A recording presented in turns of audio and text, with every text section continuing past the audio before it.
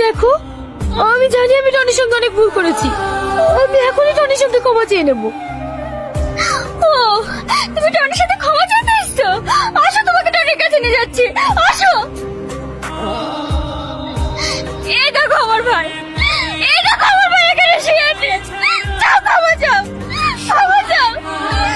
শুধু তোমার কারণে আমার ভাইটা মরে গেছে। এই যে শুনুন, বলছি এটা কি সালমাদের বাড়ি? হ্যাঁ, এটাই সালমাদের বাড়ি। কিছু বলছেন? ও কি বাড়িতে আছে? না, ওকে বিয়ের দিন থেকেই পাওয়া যাচ্ছে না। আপনি কি কিছু বলবেন? ও কোথায় গিয়েছে আপনি কি জানেন?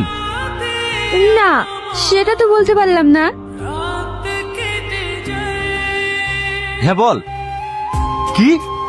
ঠিক আছে, আমি এক্ষুনি আসছি। সালমা, সালমা, তোর কারণে আমার বন্ধু মেরেছে। তোকে আমি বাঁচতে দেবো না। ভাই, ভাই তোমাকে ছেড়ে দাও ভাই। ভাই তোমাকে ছেড়ে দাও ভাই। তোমাকে অনুরোধ করে বলছি ভাই। ভাই তোমাকে ছেড়ে দাও ভাই। সামাদ, ভাই সামাদ, ওকে তুমি ছেড়ে দাও। ভাই, একে ছেড়ে দাও ভাই। এর কারণে ভাই মরেনি। আমি বলছি ভাই কেন মরেছে। আমি তোমাকে আগেই বলেছি আব্বা, যদি বিয়ে করতেই হয় তাহলে টনিকেই করব।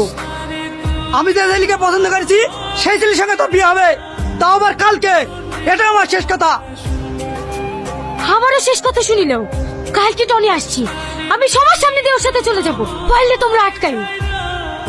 আমি জানি তুই এটাই বলবি।